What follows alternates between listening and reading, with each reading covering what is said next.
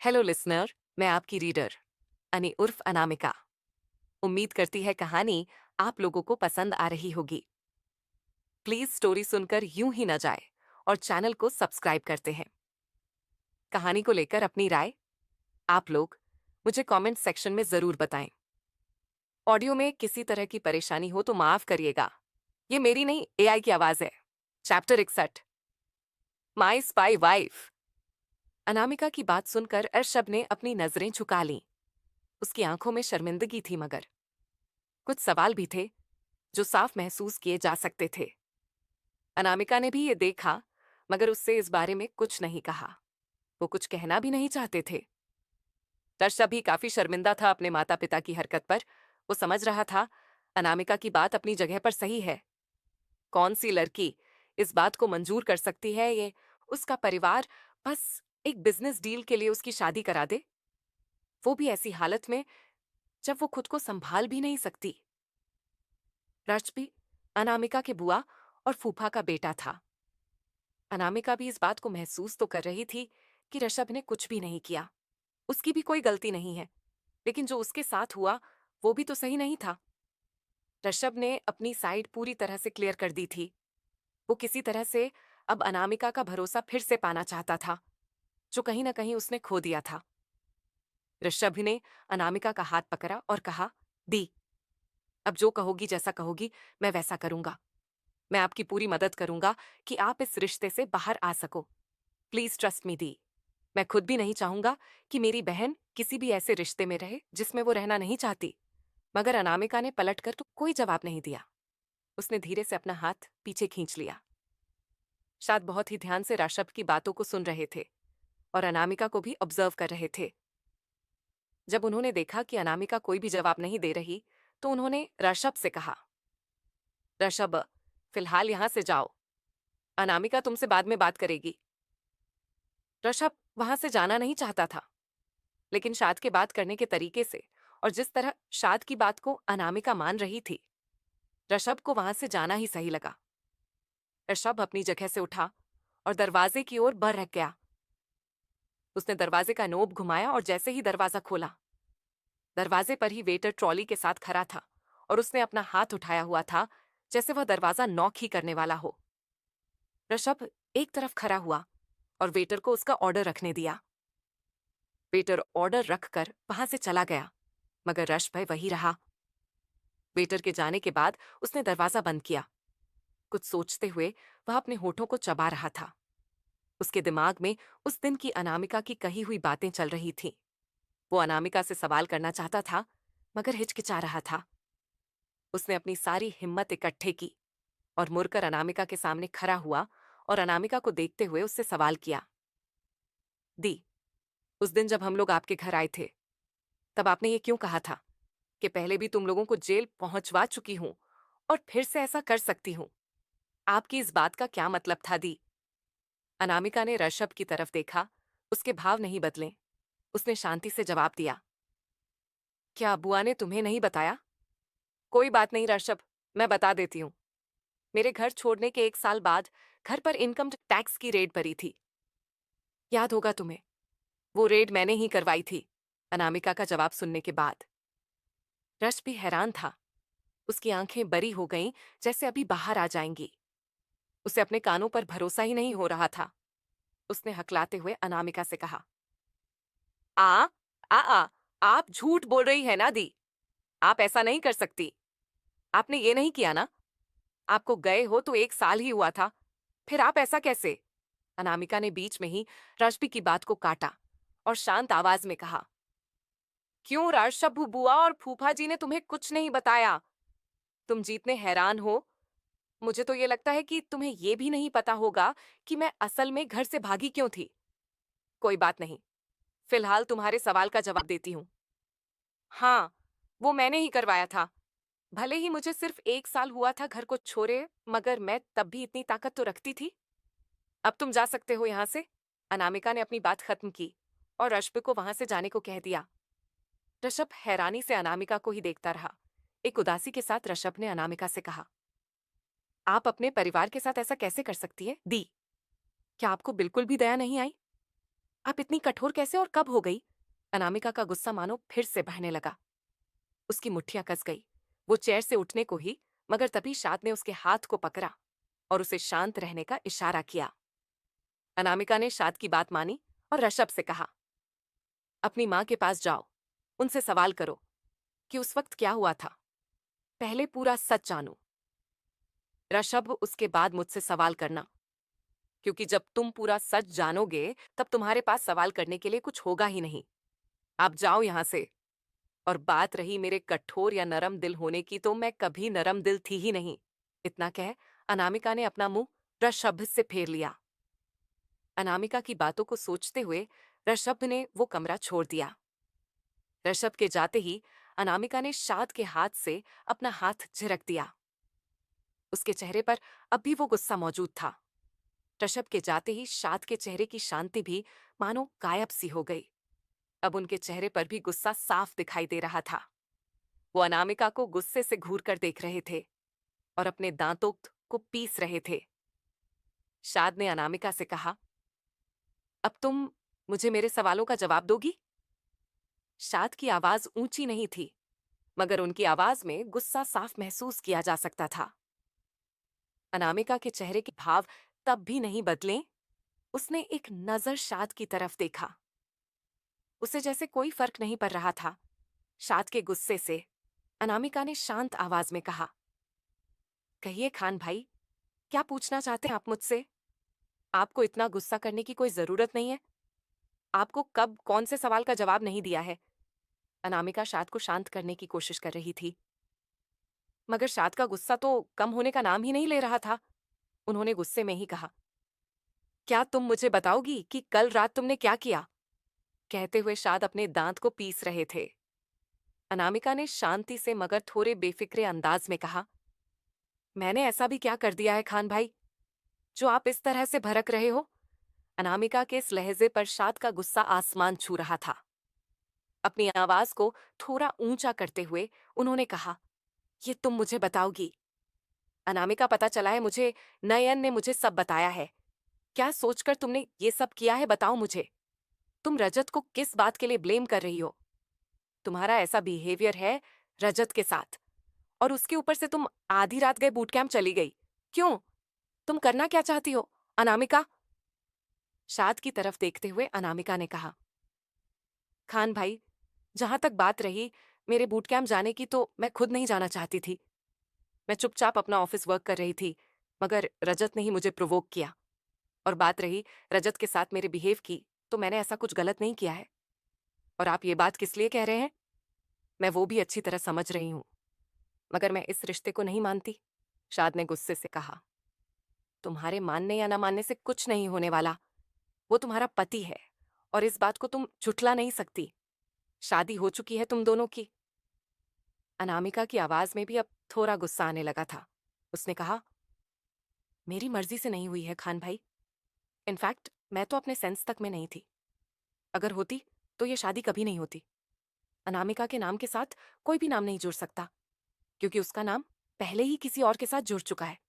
और अब मैं अपने नाम के साथ या खुद अपने साथ किसी को नहीं जुड़ने दूंगी। शाद को बहुत तेज गुस्सा आ रहा था और अब उन्होंने अपने गुस्से पर से अपना आपा खो दिया था। उन्होंने तेज आवाज में कहा, बस अनामिका, एक और शब्द नहीं। वो तुम्हारा पास्ट था और तुम उसे अपने पास्ट में ही छोड़ दोगी। तुम्हें रजत के साथ प्रॉब्लम क्या है? वो एक अच्छा इंसान है, सक्सेसफुल है, और क्या चाहिए तुम्हें? मैंने देखा है उसे, तुम्हारे साथ तुम्हारा बिहेवियर उसके साथ शुरुआत से ही गलत रहा है। उस दिन भी जो हम लोग आए थे, तब तुमने उसके ऊपर गन पॉइंट कर रखी थी क्या सोचकर? तुम हमेशा उसे खुद से दूर रखती हो, मगर उससे तो मैंने कभी तुमसे ऊंची आवाज में बात तक करते नहीं देखा। कुछ भी गलत उसने कभी नहीं किया, सिर्फ तुम्हारी परवाह करता है। किसी भी इंसान को और क्या चाहिए कि उसका पार्टनर उसके बारे में सोचे, उसकी परवाह करें। That's it. तुम्हें देव को भूलना पड़ेगा। अनामिका, तुम रजत के साथ आगे नहीं बढ़ना चाहती, कोई बात नहीं, मगर तुम्हें देव को भूलना पड़ेगा। अनामिका, तुम मुझसे प्यार नहीं करती, कोई बात नहीं, मगर तुम उसकी इंसल्ट नहीं कर सकती।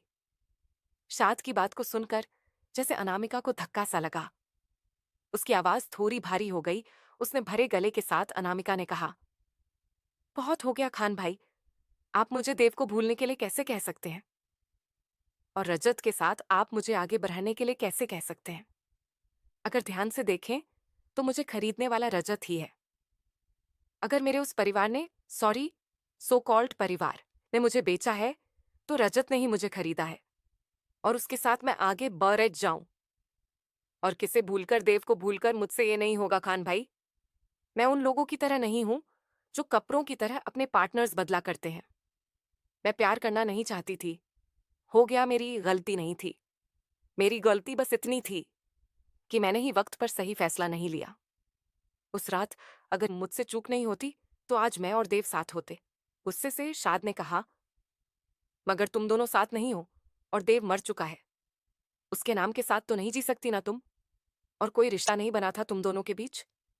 हाँ, कुछ फीलिंग्स थी तुम दोनों के दरमियां, मगर उससे ज्यादा कुछ भी नहीं। शादी नहीं की थी तुमने उसके साथ, पर रजत के साथ तुम्हारी शादी हो चुकी है। अब अनामिका की आवाज में गुस्सा आ गया। उसने कहा, इनफ खान भाई, बहुत हो गया।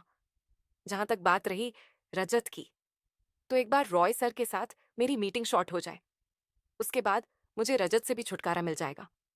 और बात रही मेरे और देव के रिश्ते की, तो हमारे रिश्ते के भले ही कोई पहचान नहीं थी, मगर उसका वजूद था। और मुझ में देव का वजूद आज भी है। शाद ने गुस्से से जवाब दिया, कोई वजूद नहीं है तुम दोनों के रिश्ते का, ना पहले था ना अब है। और एक बात के लिए मैं इस देव वाले टॉपिक को हटा भी देता हूं, मगर फिर भी रजत के साथ जो तुम्हारा बिहेव है ना, वो अनटोल्ड रेबल है। वो तुम्हें बर्दाश्त करता है। दुनिया का कोई भी इंसान इस तरह की बिहेवियर को बर्दाश्त नहीं कर सकता, मगर वो करता है। कम से कम थोड़ी तो इज्जत उसे दे दो। अगर प्यार नहीं दे सकती तो? अनामिका, अगर तुम्हारे इस तरह के बिहेवियर की ओर कोई भी बात मैंने सुनी तो तुम्हारे लिए ये अच्छा नहीं होगा। और ये चेतावनी है मेरी तुम्हारे लिए। अनामिका ने भी गुस्से से पलटकर जवाब दिया, कुछ नहीं कर सकते हैं आप खान भाई। आप मेरे सुपीरियर नहीं हैं, मैं आपकी सुपीरियर हूं। आपको मेरे अंडर काम करना होता है, मुझे आपके अंडर काम नहीं करना होता। इट मीन्स आप मेरे खिलाफ कुछ नहीं कर सकते। और आप ऐसा बोल भी कैसे पाए खान भाई कि मैं देव को भूल जाऊं? ये कभी नहीं होगा। अगर आपको ज्यादा ही रजत के लिए बुरा लग रहा है खान भाई, फिर एक बार आप खुद को मेरी जगह पर रखकर देखिए और देव की जगह पर नियाज को भूल जाते हैं। आप नियाज को, अनामिका शाद को ये याद दिला रही थी कि वो उनके भाई हैं, ना कि बॉस हैं जो उसे ऑर्डर दे। शाद ने गुस्से से पलटकर जवाब दिया, सही कहा, बस अनामिका नियाज बीवी है मेरी। अनामिका ने भी तुरंत ही पलटकर जवाब दिया, नियाज प्यार है आपका और देव मेरा। बात को खत्म करते हुए अनामिका को चेतावनी देने वाले लहजे में शाद ने कहा, मैं तुम्हारा सबॉर्डिनेट हूं, तुम्हारे ऑर्डर फॉलो करूंगा ऑफिस में। पर अनामिका, मेरी बात पर गौर करो, तुम मुझे ऑर्डर दे सकती हो, मैं तुम्हारी बात सुनूंगा और मानूंगा भी, पर सिर्फ ऑफिस तक। ऑफिस के बाहर तुम मेरे लिए बस एक अनजान इंसान बनकर रह जाओगी। तुम्हारा सामना सिर्फ शाद अली खान से होगा, तुम्हारे खान भाई से नहीं। और जितना मैं तुम्हें जानता हूं, तुम भले ही रिश्ते तोड़ने से पहले ना सोचो, मगर दूसरों की गलतियों पर, अपनी गलतियों से तुम अपने किसी रिश्ते को खोना नहीं चाहती, चाहे वो रिश्ता कितना ही यूजलेस क्यों ना हो। शाद की बात के इस तंज को अनामिका ने बहुत अच्छी तरह समझा था। शाद के कहने का यह मतलब था कि अगर वो उन दोनों के बीच के रिश्ते को बेफिजूल समझती है तो बेशक उसे तोड़ सकती है, मगर वो उन रिश्तों को भी सिर्फ तब तोड़ती है जब सामने वाले की गलती हो। अपनी गलती से वो अपनी किसी भी रिश्ते को खोना मंजूर नहीं करती। शाद की इस बात को सुनने के बाद अनामिका के अंदर जैसे कुछ टूट सा गया और वो बस शाद को ही रही। शाद ने अपनी बात खत्म की और गुस्से से उस कमरे को छोड़कर चले। क्या हुआ था सालों पहले अनामिका के परिवार में? और अनामिका की बहस कौन सा मोड़ लेगी? क्या इस बहस के बाद अनामिका रजत के साथ अपने रिश्ते को सुधारेगी? क्या सचमुच देव मर चुका है और कैसे हुई उसकी मौत? वे सवाल करेगा अपने परिवार से। कहानी आगे क्या हुआ जाने के लिए पढ़िए माई स्पाई वाइफ चैप्टर 62 माई। ऋषभ ही के जाने के बाद शाद और अनामिका के बीच बहस हो गई। शाद ने गुस्से से अपना फैसला अनामिका को सुना दिया। ऐसा नहीं था कि शाद रजत को सपोर्ट कर रहे थे या वो चाहते थे कि अनामिका रजत को अपना ले। बल्कि उन्हें बहुत दुख हुआ था जब उन्होंने अनामिका का ये बर्ताव रजत के साथ देखा था। वाकई रजत का बर्ताव अनामिका के लिए बहुत अच्छा था, मगर अनामिका का बर्ताव रजत के लिए बिल्कुल भी अच्छा नहीं था और उन्हें इस बात से काफी बुरा लगा था। शाद अपना फैसला सुनाकर वहां से चले गए, मगर अनामिका गुस्से से तिलमिला उठी। उसके अंदर गुस्सा और दुख दोनों एक साथ था। अनामिका गुस्से से चेयर पर से खड़ी हुई और उसने पूरा टेबल पलट कर रख दिया। अनामिका के ऐसा करते ही टेबल पर रखा सारा खाना और विशेष फर्श पर जा गिरी, और वो खूबसूरत मार्बल का फर्श पूरी तरह गंदा हो चुका था। अनामिका ने गुस्से से उस कमरे को छोड़ दिया, मगर जैसे ही उसने दरवाजा खोला, सामने ही वेटर था। वेटर ने कमरे की हालत देखी तो उसकी तो आंखें ही जैसे बाहर आ गईं। मगर अनामिका का ऑरा इतना ज्यादा खतरनाक था कि वेटर की हिम्मत ही नहीं हो रही थी कि वो अनामिका के सामने अपना मुंह खोल दें। अनामिका ने पॉकेट से अपना पर्स निकाला और एक कार्ड निकालकर वेटर की ट्रे में रख दिया। वेटर अपने साथ साथ स्वैपिंग मशीन लेकर ही आया था और फौरन ही उसने उस कार्ड को स्वाइप किया और कार्ड वापस अनामिका को दे दिया। अनामिका वो कार्ड लेते ही फौरन वहां से निकल गई। अनामिका उस रेस्टोरेंट के बाहर आए, अब भी शाद वहां मौजूद थे। वो कार की ड्राइविंग साइड पर बैठे हुए थे और अनामिका के आने का इंतजार कर रहे थे। अनामिका कार के पास आई और चुपचाप पैसेंजर सीट पर बैठ गई। इस वक्त अनामिका के चेहरे पर गुस्से के साथ साथ निराशा, उदासी और परेशानी मौजूद थी। अरशाद इस बात को साफ देख सकते थे। भले ही अनामिका की आंखें इस वक्त बंद थीं, मगर शाद उसकी हर भाव को अच्छी तरह देख और समझ पा रहे थे। कुछ सोचते हुए उन्होंने एक बार फिर से अनामिका को समझाने की कोशिश करते हुए अनामिका से कहा, अनामिका, मैं तुमसे ये नहीं कहता कि तुम रजत को अपना लो। वो तुम्हारा अपना फैसला होगा। तुम किसी की इज्जत करो या ना करो, ये तुम्हारी मर्जी हो सकती है, मगर तुम्हें किसी की बेइज्जती करने का कोई हक नहीं है। मैं उम्मीद करता हूं तो मेरी बात को समझ रही होगी। तुम्हारा जो बर्ताव मैंने रजत के साथ देखा, सचमुच उस बर्ताव ने मुझे बहुत निराश किया। एक बार तुम खुद को रजत की जगह पर रखकर देखो, तुम्हें समझ आ जाएगा मैं तुमसे क्या कहने की कोशिश कर रहा हूं। अनामिका ने अपनी आंखें खोली और शाद की तरफ देखा। उसकी आंखों में निराशा थी। दुख के साथ उसने कहा, मुझे अच्छी तरह समझ आ रहा है खान भाई, आप मुझसे क्या कहने की कोशिश कर रहे, और मैं रजत को पूरी तरह से बुरा या गलत भी नहीं कहूंगी, क्योंकि अब तक उसने ऐसा कुछ नहीं किया है। मगर आप मुझे समझने की भी तो कोशिश करिए ना। चाहे अनचाहे रजत देव की जगह लेने की कोशिश कर रहा है और मैं उसे वो जगह नहीं दे पाऊंगी। ये नहीं होगा मुझसे खान भाई। अपनी बात कहते ही अनामिका ने अपना चेहरा मोड़ लिया। अपनी कोहनी को उसने खिड़की पर टिकाया और अपनी उंगली और अंगूठे से अपने चीन को पकड़ लिया। उसकी आंखें लाल हो रही थीं और वो अपने अंदर के हर एक जज्बात को अपने अंदर ही दबाने की कोशिश कर रही थी। इस कोशिश में वो अपनी मुट्ठियां भी बार बार कस रही थी और खोल रही थी। अनामिका को अपने सर पर एक गर्माहट सी महसूस हुई। उसने अपना सर घुमाकर देखा तो शाद का हाथ उसके सर पर था। शाद ने जैसे ही अनामिका को मुंह फेरते हुए देखा और उसे इस तरह से बेचैनी में देखा, शाद को भी ये बहुत बुरा लगा और उन्हें भी काफी तकलीफ हुई अनामिका को तकलीफ में देखकर। अनामिका के सर को सहलाते हुए शाद ने कहा, खुद को संभालने की कोशिश करो अनामिका, अपने आज में जीने की कोशिश करो। तुम्हारे जख्म का इसके अलावा और कोई मरहम नहीं है। तुम्हारे दर्द की सिर्फ यही एक दवा है कि तुम अपने आज में रहो। अनामिका ने शाद से कहा, नहीं संभाल पा रही हूं खान भाई, मैं फ्रस्ट्रेट हो चुकी हूं सब कुछ अपने अंदर रखते रखते, और ज्यादा अपनी फीलिंग्स को नहीं दफा पाऊंगी। अपना दर्द, डर, गुस्सा तरफ बेचनी, सब कुछ आज तक अपने अंदर ही रखा है, पर अब नहीं रख पा रही हूं ना, नहीं संभाल पा रही खुद को। और रजत के साथ मेरी इस बर्ताव का कहीं ना कहीं कारण है कि ये भी है, पहले जब भी गुस्सा आता था या कोई भी प्रॉब्लम होती थी, खुद को अपने काम में झोंककर इन सब से खुद को बाहर निकाल लिया करती थी, मगर अब और ये नहीं कर पा रही ना। उसके ऊपर से रॉय सर ने मुझे रजत के आसपास रहने को कह दिया है, मैं ये नहीं कर सकती। शाद खामोशी से अनामिका की बातों को सुन रहे थे। उन्होंने इंतजार किया कि कब अनामिका अपनी बात खत्म करें। अनामिका ने जैसे ही कहना बंद किया, शाद ने अनामिका से कहा, तुम मत रखो ना, अपने अंदर बाहर निकाल दो। गुस्सा आ रहा है, बाहर निकालो। उसे दर्द हो रहा है तो रो लो। कोई तुम पर उंगली उठाने वाला नहीं है। कोई तुम पर नहीं हंसेगा। तुमने जिस रास्ते पर चलना चुना है, उस रास्ते पर चलते हुए तुम इस बोझ को नहीं संभाल सकती। तुम क्या कोई नहीं संभाल सकता? तुमने खुद को खुद में ही समेट लिया है अनामिका। इस तरह से घुट जाओगी तुम? खुद को आजाद छोड़ो, अपने अतीत से बाहर आने की कोशिश तो करो। अपने दर्द को बाहर निकालने की कोशिश करो। अनामिका की आंखें और नाक दोनों ही लाल हो चुके थे। धीमी और शांत सांस से लेते हुए अनामिका ने अपने सर को शाद के कंधे पर रख दिया। शाद ने अनामिका को देखा। उन्होंने अनामिका को देखा, मगर अब आगे और कुछ नहीं कहा। कहीं ना कहीं वह जानते थे, भले ही वो अनामिका से कुछ भी कह ले, मगर अनामिका अपने अंदर के दर्द को कभी बाहर नहीं निकालेगी। वह कभी आंसू नहीं बहाएगी, क्योंकि आंसू इंसान सिर्फ तब बहा सकता है जब उसे पता होता है कि उसके आसपास उसके साथ कोई ऐसा है कि उसके टूटकर बिखरने पर भी उसे संभाल लेगा।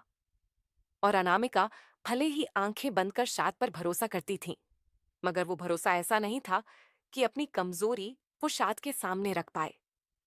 अनामिका उन लोगों में से थी जो अपने जख्म कभी किसी के सामने खोला नहीं करते थे। इस वक्त शाद सिर्फ अनामिका को दिलासा दे सकते थे, और वो वही कर रहे थे। कार जब हेडक्वार्टर के कुछ ही दूरी पर थी, तो अनामिका से शाद ने कहा, बैकसीट पर पानी की बोतल है, जाकर चेहरा धो लो। अनामिका समझ गई कि शाद ऐसा क्यों कह रहे थे। उसने अपना सर साद के कंधे से हटाया और मुस्कुराते हुए बैकसीट से पानी की बोतल ले ली। शाद ने कार एक तरफ रोकी, अनामिका कार से उतरी और एक तरफ जाकर ठंडे पानी से अपना मुंह धोया। अपना मुंह धोकर वह वापस कार में आई और आते ही शाद ने उसे एक छोटा सा टॉवल दे दिया। अनामिका ने उस टॉवल से अपना चेहरा पोंछा और वापस कार की हर सीट से अपना सर टिकाकर अपनी आंखें बंद कर ली। कार का माहौल काफी ज्यादा खामोशी पसर चुकी थी। शाद और अनामिका के बीच भी बातें काफी ज्यादा बिगड़ी और सुलक्षी भी। शाद अब ऐसी और कोई कॉन्वर्सेशन स्टार्ट नहीं करना चाहते थे, इसलिए उन्होंने अनामिका से कहा, तो रॉय सर को कैसे हैंडल करने का सोचा है? कोई प्लान? अनामिका ने अपनी आंखें खोलीं और अपनी गर्दन को हल्का सा मोड़ते हुए सिट से सर टिकाए हुए ही अनामिका ने जवाब दिया, नहीं खान भाई, ऑनेस्टली स्पीकिंग तो मेरा दिमाग काम करना बंद कर चुका है। मैं बस रॉय सर को कन्विंस करने की कोशिश ही कर सकती हूं अभी। कुछ ही देर में वो लोग हेडक्वार्टर भी पहुंच गए। शाद ने कार पार्क की। फिर अनामिका और शाद दोनों ही एक साथ कार से बाहर निकले और हेडक्वार्टर के अंदर चले गए। कुछ ही देर में वो लोग रॉय सर के कैबिन में थे। रॉय सर ने अनामिका से कहा, तुम्हें इस बात से क्या प्रॉब्लम है अनामिका? तुम्हें सारी सिचुएशन में पहले ही समझा चुका हूं। इंडियन आर्मी के लिए यह कंसाइनमेंट पूरा होना बहुत जरूरी है। सिंह ग्रुप न सिर्फ इंडियन आर्मी को एक एडवांस टेक्नोलॉजी प्रोवाइड कर रहा है, बल्कि उसका कॉस्ट भी काफी कम है। ये इंडियन आर्मी के लिए बहुत अच्छी डील साबित होगी। अगर तुम्हें 1% काफी डाउट है, तो तुम खुद ही उन सारे वेपन्स को एक बार चेक कर लो। तुम्हें खुद समझ आ जाएगा उस दिन वेपन्स की क्या इंपॉर्टेंस है। अनामिका ने रॉय सर को जवाब दिया, मैं ये नहीं कह रही हूँ सर कि वो टेक्नोलॉजी अच्छी नहीं होगी या उसमें कोई प्रॉब्लम है या कुछ भी और। मैं बस ये कह रही हूँ कि मैं एसपी का पार्ट नहीं हूँ कि मैं उसकी पर्सनल बॉडीगार्ड बन जाऊं। मैं डीजीपी हूं सर। आप चाहते हैं एक डीजीपी एक पर्सनल बॉडीगार्ड बन जाए? सीरियसली सर, चलिए मैं इस बात को भी एक बात के लिए नाइग्लेक्ट कर देती हूँ कि मेरी पोजीशन क्या है और आप मुझे क्या करने को कह रहे हैं। रॉय सर ने अनामिका की बात को बीच में काटते हुए कहा, बात यह है, तुम्हारी यहाँ किसी और की पोजीशन की है ही नहीं। इस वक्त हमारे लिए रजत का जिंदा रहना जरूरी है, क्योंकि ये टेक्नोलॉजी खुद उसकी बनाई हुई है। वो ऑलरेडी काफी लोगों की नजरों में आ चुका है। हम उसे और खतरे में नहीं डाल सकते, इसलिए एक प्रॉपर सिक्योरिटी हम उसे प्रोवाइड नहीं करवा सकते। तुम ऑलरेडी उसके साथ जुड़ी हुई हो और तुम्हारे लिए ये करना बहुत ही इजी हो जाएगा। रॉय सर ने जैसे ही अपनी बात खत्म की, अनामिका ने कहा, सर मैं आपकी बात समझ रही हूं और आप क्या कहना चाह रहे हैं। रजत की लाइफ की आपके लिए क्या इंपॉर्टेंस है, बट सर आप ये भी तो सोचिए मैंने एक critical case already take over किया हुआ है। ऐसे में मैं एक पर्सनल बॉडीगार्ड कैसे बन सकती हूँ सर? इस केस का क्या होगा? पता नहीं क्यों, मगर अनामिका की बात सुनते ही रॉय सर को हंसी आ गई। उन्होंने अपने हंसी को दबाते हुए कहा, अनामिका, अगर ये बात कोई और कहता है तो मुझे समझ में भी आता, मगर ये बात तुम कह रही हो। मैं सचमुच सोच में पड़ गया हूँ कि मेरे सामने खरी लड़की वाकई डीजीपी अनामिका सिंह शेखावत है भी या नहीं। अनामिका को समझ में आ गया कि रॉय सर क्या कहना चाह रहे हैं। अब उसे अपनी ही कही हुई बात पर पछतावा हो रहा था। सच में उसने एक बचकानी सी बात कही थी। एक साथ कई केसेस हैंडल करना अनामिका का पुराना ट्रैक रिकॉर्ड रहा है। वो हमेशा से ही एक साथ 6 से 7 केसेस हैंडल किया करती थी, और यही कारण था कि आज वो इस पोजीशन पर खड़ी थी। वो यूं ही तो संयुक्त की हेड नहीं बन गई थी। अनामिका ने अपनी आंखें बंद की और अपने दांत पीस लिए। उसे अब अपनी बेवकूफी पर गुस्सा आ रहा था। कुछ सोचते हुए उसने फिर कहा, बट सर, ये केस जो मैंने टेक ओवर किया है, इसके सिलसिले में मुझे कभी भी कहीं भी निकलना पड़ सकता है। ऐसे में मैं रजत को कैसे गार्ड कर पाऊंगी? एक भरोसे के साथ रॉय सर ने कहा। मुझे तुम्हारी प्लानिंग पर इतना भरोसा तो है अनामिका कि तुम कभी भी कुछ भी कर सकती हो। मुझे समझ नहीं आ रहा, आखिर ऐसा भी क्या हो गया कि तुम्हें अपने ही कैपेबिलिटीज पर डाउट होने लगा है? अनामिका ने मुंह बना लिया और अपनी नजरें फेर लीं। उसे समझ में आ गया कि वो रॉय सर के सामने कोई बहानेबाजी तो बिल्कुल नहीं कर सकती। उसने डिसाइड किया कि अब वो सीधे सीधे रॉय सर से बात करेगी। अनामिका ने रॉय सर से कहा, सर, मैं रजत के साथ नहीं रह सकती। एक तो मैं पहले ही उसके साथ बेवजह के रिश्ते में फंस चुकी हूँ। ऐसे में उसके बॉडीगार्ड बनने के लिए मुझे उसके आसपास हर वक्त रहना होगा। और जिस तरह के रिश्ते में उसके साथ फंसी हूँ, आप समझ सकते हैं ये मेरे लिए कितना ज्यादा कॉम्प्लिकेटेड होगा। प्लीज सर, मुझे और ज्यादा इन सब में मत मत उलझाइए। रॉय सर ने अनामिका से कहा, अनामिका, बस 6 महीने की बात है। तुम सिर्फ 6 महीने इस चीज को संभालू। 6 महीने में ये डील कंप्लीट हो जाएगी। उसके बाद तुम्हें जो करना है, जैसे करना है, तुम करो। कोई तुम्हारे रास्ते में नहीं आएगा। Just 6 months. अनामिका को समझ आ गया कि उसकी डाल यहां नहीं करने वाली। आखिरकार उसने हार मान ली और सहमति में सिर हिला दिया। रॉय सर और अनामिका ने एक दूसरे के साथ हाथ मिलाया और अनामिका कैबिन से चली गई। शायद पूरे वक्त वहीं अनामिका के बगल वाली चेयर पर बैठ के इस पूरे ड्रामा को देख रहे थे और आराम से मजा ले रहे थे। उन्होंने पूरे वक्त कुछ भी नहीं कहा। कई बार अनामिका के एक्सप्लेनेशन और उसकी डिबेट्स को सुनकर शाद को भी काफी हंसी आई, मगर उन्होंने अपनी हंसी को दबा लिया। अनामिका के जाने के बाद शाद और रॉय सर ने एक दूसरे को देखा और शाद के होठों पर एक मुस्कुराहट आ गई। शाद ने एक बार दरवाजे की तरफ देखा, फिर रॉय सर को देखते हुए कहा, उम्मीद करता हूं सर कि ये 6 महीने अनामिका के दिल के उस खालीपन को भर दें।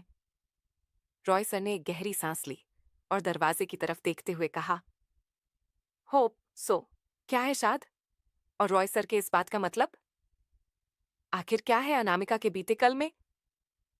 कहानी में आगे क्या होगा जानने के लिए पढ़िए my spy wife, chapter 67, my spy wife. Anamika Roy sir को कन्विंस करने की कोशिश कर रही थी कि उसे रजत का पर्सनल बॉडीगार्ड न बनाया जाए, मगर वो अपनी इस कोशिश में पूरी तरह नाकामयाब रहे। अंत में उसे मानना ही पड़ा।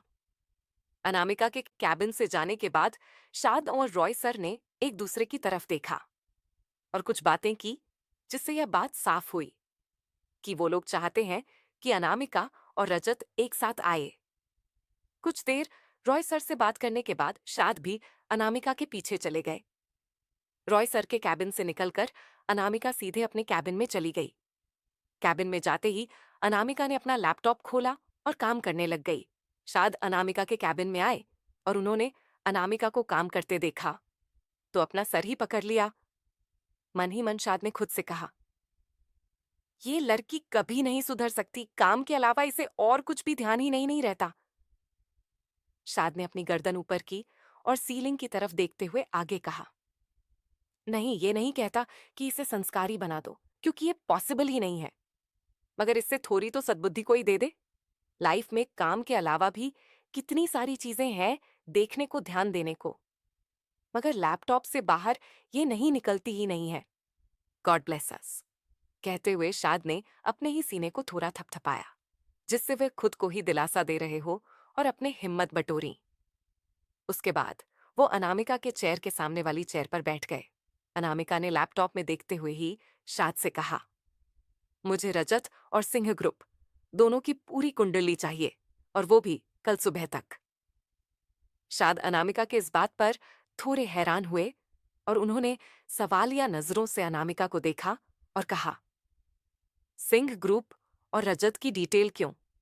क्या कुछ चल रहा है तुम्हारे दिमाग में?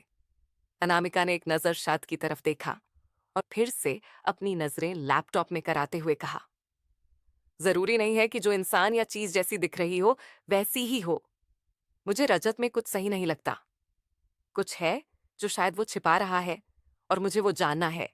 शायद मैं अपनी एक आईब्राउ टेढ़ी की और अनामिका से कहा, और तुम्हें ऐसा क्यों लगता है? फॉर योर काइंड इन्फॉर्मेशन, जब तुम्हारी शादी रजत के साथ फिक्स हुई थी, हमने उसकी पूरी डिटेल निकाली थी, और हमें रजत में कुछ भी सस्पिशियस नहीं मिला। उस पर शक करने की कोई वजह नहीं है। अनामिका के होठों पे एक तिरछी मुस्कुराहट आई, और उसने शाद से कहा, चीजें जैसी दिख रही हैं वैसी है नहीं। और खान भाई, हमारी लाइन में शक करने की सबसे बड़ी वजह हमें तब मिलती है जब शक करने की कोई वजह ना हो, दुनिया में कोई भी क्यों ना हो। ऐसा मुमकिन ही नहीं है कि उसमें कोई कमी या उससे कोई गलती ना हुई हो। और कोई इंसान ये अगर दिखाने की कोशिश कर रहा है कि वो बहुत अच्छा है, यानी वो कुछ बहुत ही बड़ा और गहरा दुनिया से छिपा रहा है। मुझे रजत की पूरी कुंडली चाहिए, उसके पैदा होने से लेकर आज तक सब कुछ जानना है मुझे। शाद ने एक धीमी सांस ली और सर हिलाया, जैसे वो खुद से ही कह रहा हूं, इस लड़की का कुछ नहीं हो सकता। वहीं पर शाद का लैपटॉप भी मौजूद था, और उन्होंने अपना लैपटॉप ओपन किया और उस पर तेजी से अपनी उंगलियां चलाने लगे। कुछ ही देर बाद उन्होंने अनामिका से कहा, अपना मेल चेक करो। अनामिका ने अपनी पलकें भी नहीं उठाई और सीधे उस मेल को चेक करने लगी, जो अभी अभी शाद ने उन्हें भेजा था। अनामिका बहुत ही ध्यान से उस मेल को पढ़ने लगी, और पेरते हुए उसने अपना एक हाथ बढ़ाया और टेबल के साइड में बना एक बटन प्रेस कर दिया। एक आदमी कैबिन के अंदर आया और चुपचाप खड़ा हो गया। अनामिका ने उससे कहा, एक कप कॉफी। वो आदमी अनामिका की बात सुनते ही फौरन वहां से चला गया। थोड़ी देर में वो अनामिका और शाद के लिए कॉफी ले आया। उस आदमी ने कॉफी का ट्रे टेबल पर रखा। तभी शाद ने उसे इशारा किया कि वो कुछ भी ना कहे और चुपचाप कैबिन से चला जाए। तो आदमी ट्रे रखकर चला गया, और अनमिका का ध्यान अब भी अपने लैपटॉप पर ही था। ऐसा नहीं था कि उसे उस आदमी के दोबारा आने का पता नहीं चला था, मगर इस वक्त उसका पूरा ध्यान उस मेल पर था। शाद अपने लैपटॉप में अपना काम करने लग गए थे। काम करते हुए ही शाद ने अपना हाथ बढ़ाया और कॉफी का एक मग ले लिया। शाद ने जैसे ही उस कॉफी के मग को अपने होठों से लगाया, एक फौवारे की तरह वो सारी कॉफी उनके मुंह से बाहर आ गई। शाद की इस हरकत को देख अनामिका ने अपना मुंह बनाया और शाद से कहा, या खान भाई, ये क्या हरकत है? आप आराम से कॉफी नहीं पी सकते हो? शाद ने दांत पीसते हुए कहा, मैं कॉफी पीता हूं, जहर नहीं। मुझे क्या पता था कि वो ये जहर लेकर आया है? अनामिका ने अपने दांत पीसते हुए कहा, तो उस कुछ कहने से आपने रोका ही क्यों था? आप मेरी कॉफी पी रहे हैं, वो यही तो बताने की कोशिश कर रहा था ना? अनामिका की इस बात को सुनकर शाद बुरी तरह भड़क गए, मगर वो इस बारे में अब कुछ नहीं कर सकते थे, क्योंकि सचमुच इस बार गलती उनकी थी। शाद को कुछ बताने की कोशिश कर तो रहा था, मगर शाद ने ही उसे कुछ कहने से रोक दिया। गुस्से का घूंट पीते हुए दांत पीसकर शाद ने कहा, मैं भूल गया था कि तुम्हें जहर पीने की आदत है। मुझे लगा कि एक्सीडेंट के बाद कम से कम जहर पीने की आदत तो छोटी होगी तुम्हारी, मगर नहीं, तुम अब तक नहीं सुधरी। शाद ने काफी अजीब सी शक्ल बनाई हुई थी, और अनामिका को ये देख काफी हंसी आ रही थी, मगर उसने अपना चेहरा सपाट ही रखा। अनामिका ने शाद से कहा, मैं जहर नहीं पीती हूं, खना भाई कॉफी पीती हूं, मगर आपको शुगर कुछ ज्यादा ही पसंद है, उसमें मैं कुछ नहीं कर सकती। इसीलिए कहते हैं ना, दूसरों की सुननी चाहिए। शाद अनामिका की बात सुनकर और ज्यादा चिढ़ गए, मगर वो कुछ नहीं कर सकते थे, क्योंकि गलती उनकी ही थी। शाद सीधे कैबिन में बने बाथरूम की तरफ गए और अपना मुंह होकर आए। उनके मुंह का टेस्ट बहुत ही ज्यादा बिगड़ चुका था। शाद के जाते ही अनामिका ने अपनी हंसी को अब और नहीं रुका और काफी तेजी से हंस पोड़ी दी। थोड़ी देर में शाद आए तो अनामिका ने अपना चेहरा फिर से सीरियस कर लिया। अनामिका ने शाद से कहा, खान भाई तो सिर्फ 2 साल का रिकॉर्ड है। 2 साल पहले ही रजत ने Singh group S CEO joins किया और उसके बाद से ही सिंह ग्रुप आर्म्स में भी डील करने लगा। उससे पहले सिंह ग्रुप आर्म्स में डील नहीं करता था, मगर उससे पहले रजत कहाँ था, क्या करता था, इस सब का कोई रिकॉर्ड नहीं है। मुंह बनाते हुए शाद ने जवाब दिया, अच्छे से देखो, वो अब्रॉड स्टडीज के लिए गया था और अपनी स्टडीज के बाद सीधे अपनी कंपनी ज्वाइन की है। अनामिका ने शाद से कहा, नहीं खान भाई, शायद आप लोगों ने ध्यान नहीं दिया।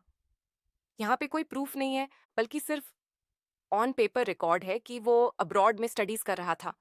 कोई भी हार्ड रिकॉर्ड नहीं है इस बात का कि वो अब्रॉड में ही था। शाद ने अनामिका को समझाते हुए कहा, अगर वो स्टडीज नहीं कर रहा था तो वो इतनी अच्छी तरह से अपने बिजनेस को कैसे हैंडल करता है। यहाँ पे तुम्हें कौन सी चीज पे डाउट आ रहा है। अनामिका को समझ आ गया कि वो शाद को समझा नहीं सकती। बात को बदलते हुए अनामिका ने शाद से कहा, ठीक है खान भाई, आप खान को बुला दीजिए। वैसे भी जब से मैंने दोबारा चार्ज लिया है, खान एक बार ही मुझसे मिलने नहीं आया। मैं आगे की चीजें उसी के साथ डिस्कस कर लूंगी। कहते हुए अनामिका ने फिर से अपनी आंखें अपने लैपटॉप में करा ली।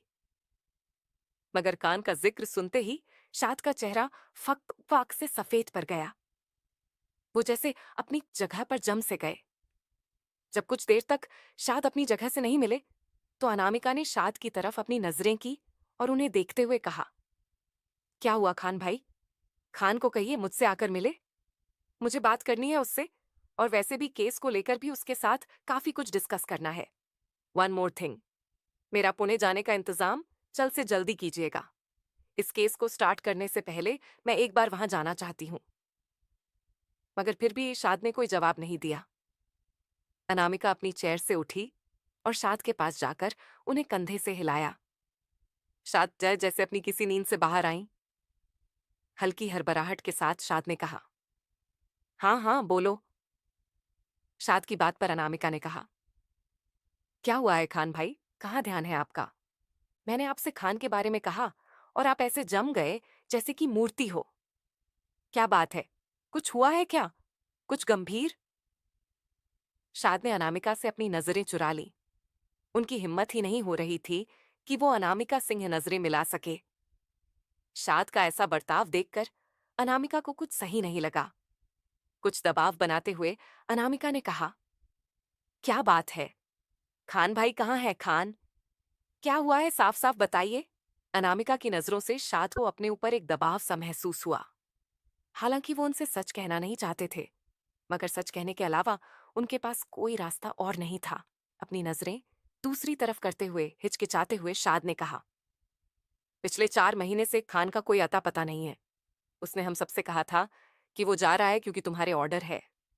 कुछ हफ्तों तक तो उसके मैसेज आए, बट फिर उसका कनेक्शन हमसे टूट गया। हमने एक टीम भी भेजी थी, बट उसका कोई पता नहीं चला। हम पिछले 4 महीने से उसे ढूंढ रहे।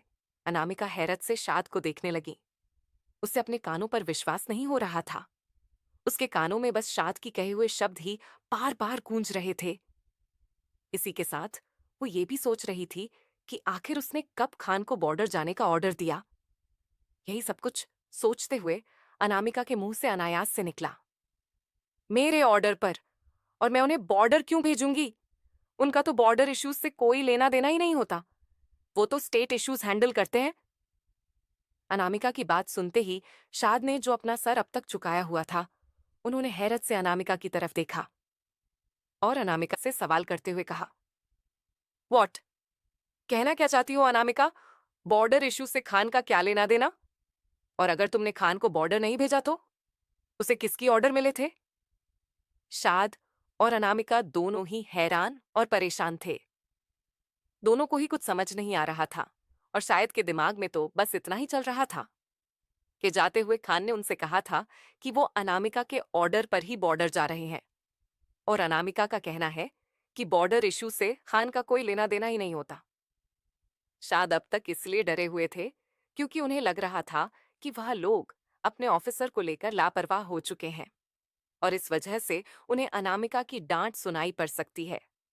उन लोगों ने अपनी जिम्मेदारियां को ठीक तरह से नहीं निभाया और ये बात कहीं ना कहीं सच भी थी। मगर उन्हें क्या पता था कि जो अब सुनने मिलने वाला है वह और भी ज्यादा हैरत करने वाला है। वो समझ ही नहीं पा रहे थे कि कौन सच बोल रहा है और कौन झूठ। कौन है खान? क्या है खान के लापता होने का कारण? क्या वाकई अनामिका ने खान को ऐसा कोई ऑर्डर नहीं किया था? क्या होगा जब ये बात सबके सामने आएगी?